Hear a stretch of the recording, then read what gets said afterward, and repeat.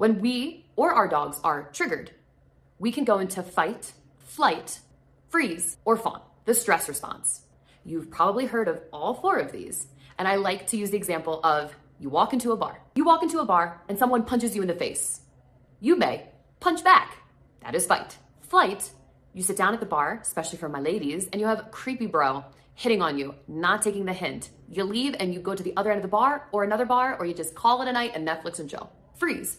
Maybe the creepy dude is actually creeping you out more and more and you feel like you can't escape. And that's when a lot of people freeze, like a deer in headlights. Or fawn. Maybe you awkwardly giggle and laugh, even though he is not funny. Or mess with your hair, or you're really fidgety. Fight, flight, freeze, fawn. Your dog does the same exact thing when they are fearful or upset and triggered. For fight, maybe your dog lunges and barks or bites. Flight, maybe they are pulling on the leash to get the hell out of there. Freeze, maybe you're on a walk and your dog just suddenly stops. They're not being stubborn. They're actually fearful. And fawn. Fawn is the hardest. Our dog looks a little too happy. Maybe they're jumping around a lot. They are just super fidgety and they can't sit still. And there's a tinge of anxiety. When adrenaline and cortisol increase, that stress response is right there. Heart rate goes up. Blood pressure goes up. Our dogs and us get tunnel vision. And when we're reactive, we don't make the best decisions. They're not rational and they're not a representation of our best and true selves because we're stressed. This is why it's so important to address behavior and reduce stress before training or behavior modification. Because just like us, if I'm stressed, let's say for a test, I'm not going to be able to retain a lot of the information. It's just not going to happen. Once we identify our dog's triggers, reduce the frequency they see the triggers, and help our dogs bounce back from those triggers, we're then able to get in there and help them learn that when that trigger is present from a far off distance, let's say, and our dog is below threshold, good things start to happen. Let's say you go out on a walk and your dog is usually dog reactive and they're lunging and they're barking and they're like, blah, at the end of the leash. You're walking down the street. You see a dog in the distance. You look at your dog and maybe they're in a yellow zone. Green zone is calm.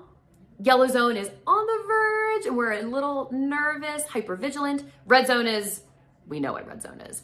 They're in a green or yellow zone, looking at that trigger. You say, yes, check. Here's a treat for observing that trigger. Good things happen when that trigger is around. Rinse and repeat. You go outside, your dog sees a trigger from afar, they're under threshold, green or yellow zone. You say, yes, and you give them a treat. Usually it's because your dog is over threshold. For example, if I'm in a haunted house and zombies are popping up at me and someone is trying to talk to me and feed me steak or mac and cheese, because I love that even more, I'm not gonna wanna eat the steak and mac and cheese because I'm overwhelmed. My rest and digest is down. I am wanting to leave. I am wanting to protect myself and be safe. Maybe I can't eat in the haunted house, but once I step out of the haunted house and I see maybe there's some funnel cake 20 feet away or some hot apple cider, I'm like, you know what? I'm gonna eat that. And I can observe the scary thing from afar and it's not so scary. Maybe it's still a little triggering because I'm 20 feet from it, but I'm outside of the zone where I'm over threshold and feeling unsafe.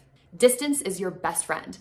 The farther away you are from a trigger and your dog can observe the trigger under threshold, the more they'll start to learn, oh, that's not so bad. And I'm being reinforced for calm gazing behavior at that trigger. Fantastic. Then they start to associate, oh, that trigger equals food. We'll get into how to decrease the frequency of the food reinforcement over time. But for right now, we want to stop the bleeding. I want to teach awareness because the more we are aware of what's going on, the more we can dive into solving the problem and helping our dogs and ourselves feel less stressed. Once we become self-aware, we can then put that towards our dogs and say, what do you need right now?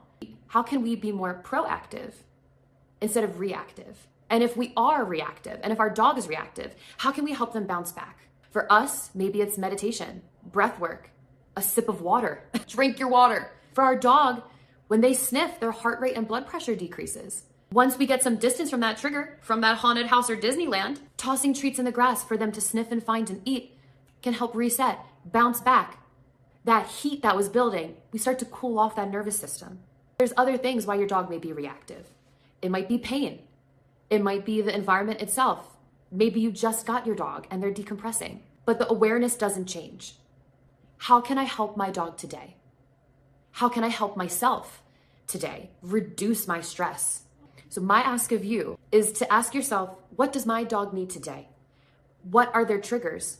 How can I reduce the amount of triggers that they see? And how can I help them learn and retain that information when they see that trigger in the distance and something positive happens? Their behavior is calmer, and I'm going to reinforce that behavior as well. If you'd like to book a virtual consultation with us to get questions answered on your individual dog, go to thescallywagdogco.com or email contact@thescallywagdogco.com. Subscribe to our YouTube or follow us on socials, The Scallywag Dog. I'll see you later, Scallywags.